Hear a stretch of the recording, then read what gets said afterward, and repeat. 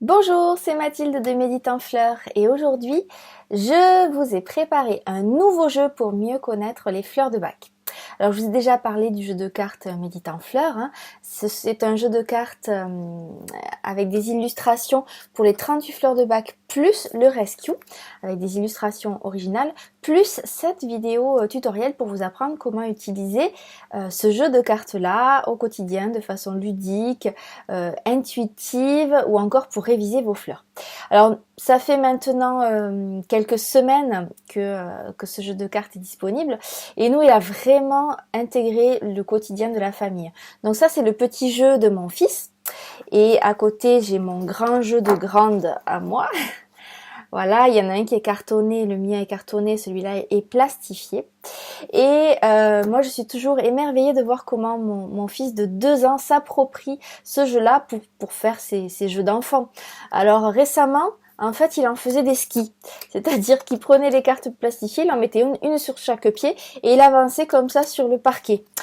Qu'est-ce qu'il m'a fait encore? Il les scrabouille. Ah oui, alors scrabouiller les cartes, il les étale toutes et il saute dedans. Dans ces cas-là, il vaut mieux que les cartes soient plastifiées. Alors l'autre jour, il a eu une idée qui m'a beaucoup fait rire et qui m'a beaucoup plu et j'ai eu envie de la partager avec vous. En fait, il m'a dit « Maman, colle-toi la carte là comme la Reine des Neiges ». Je sais pas le rapport avec la Reine des Neiges, je n'en sais rien. Mais du coup, ça m'a fait rire. Je lui ai mis un petit bandeau autour de la tête et on a collé la carte là. Il était super content. Et du coup, moi aussi, je suis replongée en enfance et ça m'a rappelé un jeu qu'on faisait quand j'étais petite. Je crois que ça s'appelait le deviner qui je suis. Ça consiste à se coller le nom d'un personnage célèbre sur le front ou dans le dos. Et on rencontre, voilà, et on doit deviner le nom du personnage qu'on ne peut pas voir et on doit deviner qui c'est en posant des questions aux personnes que l'on croise. Donc c'est un jeu connu, il y a plusieurs variantes. Voilà, ça peut être des cartes, ça peut être des personnages thématiques, des personnages de dessins animés. Mais voilà, je me suis dit que ça pouvait être sympa de l'adapter au jeu de cartes. Et donc, voilà la règle que je vous propose.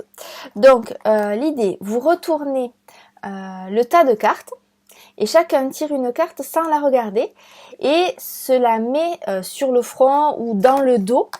Bon, si vous voulez jouer avec des enfants, je vous conseille vraiment de la coller sur le front. C'est plus ludique. Là, voilà, clac, vous la mettez sur le front. Donc, voilà, vous la mettez sur le front. Et à partir de là, si vous jouez avec des enfants, je vais vous faire une règle simple. Des enfants ou des personnes qui connaissent peu les fleurs, on fait une règle simple. Donc ce que vous pouvez avoir, c'est une table, des planches avec le nom de toutes les fleurs. Pour ça, il vous suffit d'imprimer le jeu de cartes Médite en Fleurs sans le découper. Donc ça vous fait une table de référence où les personnes qui connaissent pas encore très bien les fleurs pourront aller repérer les fleurs qui existent. Et à partir de là, vous posez des questions fermées pour essayer de deviner la fleur que vous avez sur la tête. Par exemple, est-ce que c'est une fleur bleue? Dans des questions fermées, c'est des questions par lesquelles on peut répondre par oui ou non. Est-ce que j'ai une fleur bleue sur la tête? Oui ou non. Est-ce que la fleur que j'ai pousse dans les arbres ou pousse, voilà, oui ou non. Parce que les fleurs de Bach, il y en a qui poussent dans les arbres et d'autres qui poussent sur le sol. Voilà. Alors du coup, pour pouvoir jouer simplement à ce jeu-là, c'était pas évident avec les noms en anglais. Et alors, j'ai rajouté une planche à imprimer. Dans les jeux de cartes Médite en Fleurs, il y a déjà 4 planches différentes à imprimer. Fond noir, fond blanc, petit format, grand format. Et là, j'ai encore rajouté une 5e planche avec le nom des fleurs en français. Voilà, ça sera plus simple si vous voulez jouer avec des enfants. Alors si vous voulez jouer avec entre spécialistes, c'est ma petite suggestion pour les rencontres un peu fun entre conseillers. Là c'est bientôt les festivités pour les 80 ans de la disparition du docteur Bach, donc je sais qu'il va y avoir quelques événements. Donc pour pimenter ces événements entre professionnels, je vous propose une règle un peu plus élaborée.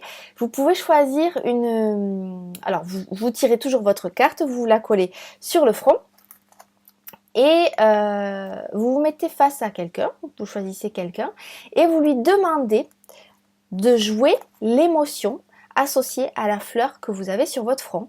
Et à partir de là, c'est à vous de deviner l'émotion qu'il est en train d'essayer de vous transmettre et d'essayer de voir la fleur associée. Donc par exemple, si moi j'arrive comme ça devant quelqu'un et je lui dis bon ben alors est-ce que tu peux me jouer la fleur que j'ai sur la tête?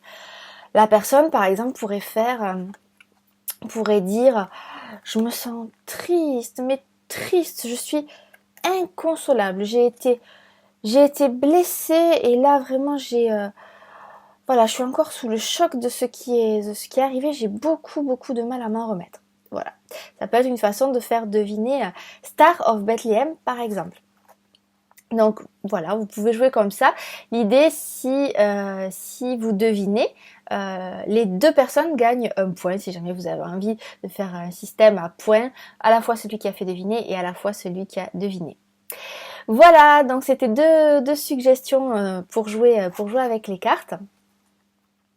Et voilà, si vous n'avez pas encore votre jeu de cartes méditant fleurs, vous pouvez le commander en cliquant sur le lien associé à cette vidéo. Et si vous l'avez déjà, eh ben ça vous fait une nouvelle façon d'utiliser ce jeu. Je sais plus à combien on est là, on doit être à 8 ou 9 idées différentes pour utiliser ce jeu de cartes. J'espère que vous aussi, vous vous amusez bien avec. Et je vous dis à bientôt. On ne rit pas.